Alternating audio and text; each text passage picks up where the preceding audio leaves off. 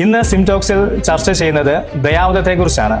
Mercy killing, എവ്തനേഷ്യ എന്നൊക്കെ നമ്മൾ വിളിക്കും. ഇത് ചർച്ച ചെയ്യാനായിട്ടുള്ളൊരു കാരണം, ഇന്ത്യയിൽ ചരിത്രത്തിൽ ആദ്യമായി സുപ്രീം കോടതി പാസീവ് എവ്തനേഷ്യ നടത്താം എന്ന് പറഞ്ഞിരിക്കുകയാണ്.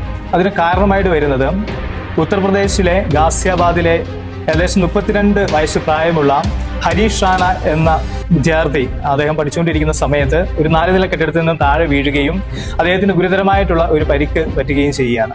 അദ്ദേഹം പെർമനന്റ് വെജിറ്റേറ്റീവ് സ്റ്റേറ്റ് അല്ലെങ്കിൽ കോമ സ്റ്റേജിലേക്ക് പോവുകയാണ്. ഏകദേശം 13 വർഷത്തോളം ഇദ്ദേഹത്തിന്റെ മാതാപിതാക്കന്മാർ ശുശ്രൂഷിക്കുന്നു. അപ്പോൾ അതിനുശേഷം അറിയുകയാണ് ഇദ്ദേഹത്തിന് ഒരിക്കലും ഒരു പുതിയ ജീവിതത്തിലേക്ക് കടന്നു വരാനായിട്ട് സാധിക്കത്തില്ല എന്ന് പറയുകയാണ്. മെഡിക്കൽ സയൻസ് എല്ലാം അദ്ദേഹത്തെ ഉപേക്ഷിച്ച ഒരു അവസ്ഥയിൽ ഇദ്ദേഹത്തിന്റെ മാതാപിതാക്കന്മാർ തന്നെ സുപ്രീം കോടതിയിൽ ചെല്ലുകയും അപ്പീൽ ഫയൽ ചെയ്യുകയും ചെയ്യുന്നു. അതിനുശേഷം സുപ്രീം കോടതി വിധിക്കുകയാണ് ഇദ്ദേഹത്തിന്, ഹരീഷ് റാണ എന്ന വ്യക്തിക്ക് പാസീവ് എവ്തനേഷ്യ, ദയാവധം അദ്ദേഹത്തിന് നൽകാം എന്ന് പറയുകയാണ്.